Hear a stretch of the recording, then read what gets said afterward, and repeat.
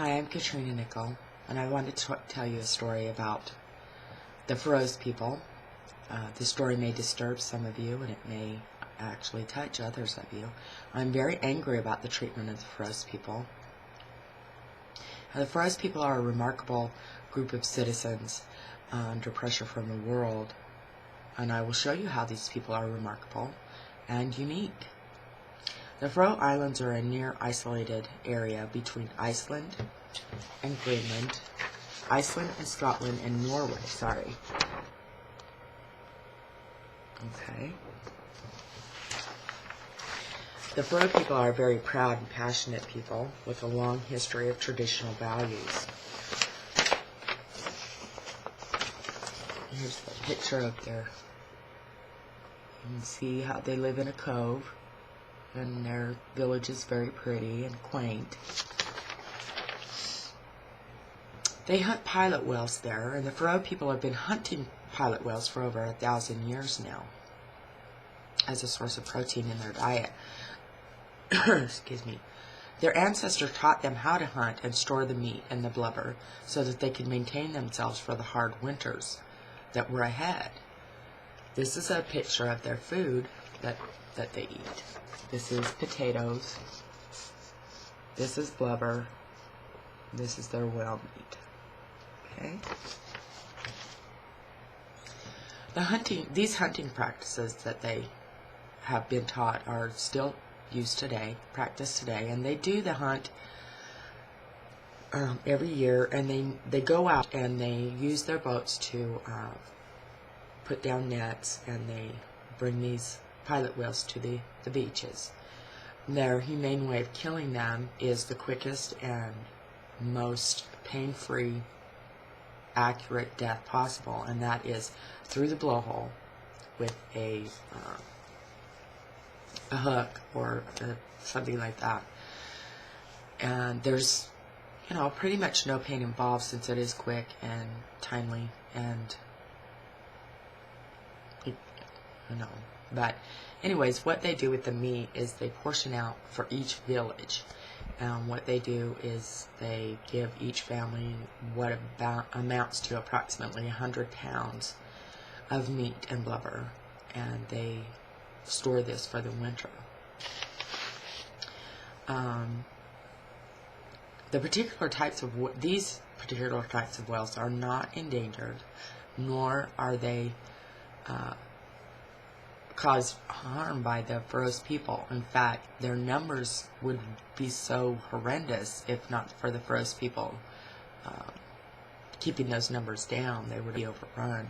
It's like, you need to keep a handle on the situation, and unless you're overrun by them, then you have the Fish and Game and Wildlife come out and to take care of them. So this is a more beneficial way of keeping the numbers down.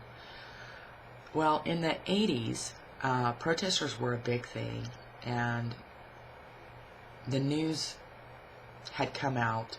I guess a reporter was reporting in the area and had found out about this island, and he happened to be there at the time that they were killing. He captured the bloody killings, and this is what he showed the world. There are many pictures of this, but I tried to pick the most decent one. This is one pic of the sea that's bloody, and all the whales on the beaches, and all the people that are doing the killings. And then, of course, the protesters came out in droves with signs and complaints with PETA and excuse me. And all of these people raised quite a ruckus on the island. Even under this pressure and this ruckus to stop killing the pilot whales, the Faroese people remained composed, and they stayed firm, and even until this day they do what their ancestors did and the way they did it, and that's truly remarkable. This led the doctors to come out, and what they were doing is they were testing the children and the mothers who were with child to see if they were suffering, if there was some kind of way they could stop them from eating this meat, because they were suffering from the eating of it. So they did tests and put them through all kinds of tests and things.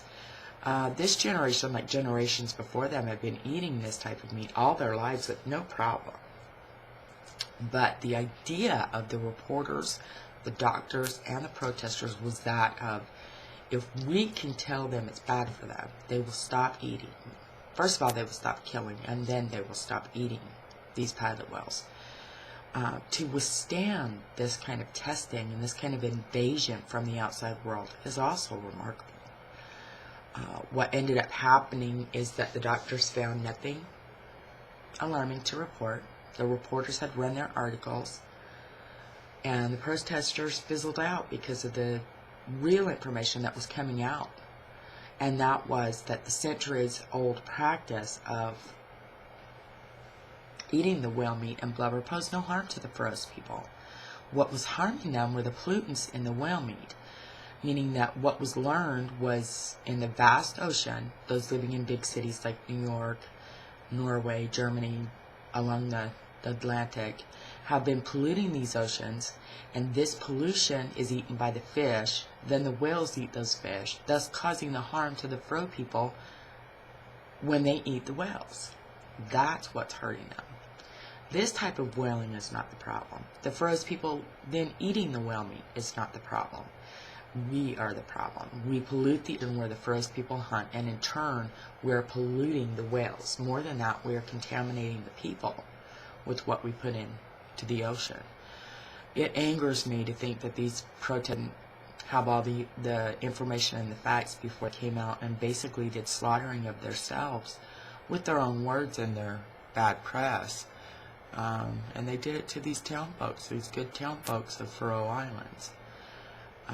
I've shown you how at all odds these townsfolk of the Faroe Islands have remained steadfast against those odds. They have also stayed remarkable in the process of ignorant people, and they've stayed genuinely friendly.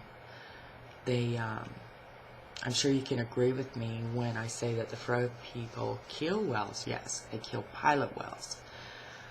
However, it's not for fun. It's not for poaching. It's for food. Although we may not agree with this process, the way they go about it, we do the same, in that we slaughter cows and pigs and chickens and things like that for our means of protein in our diet. The only difference is that we have somebody do it for us, do it themselves. Thank you.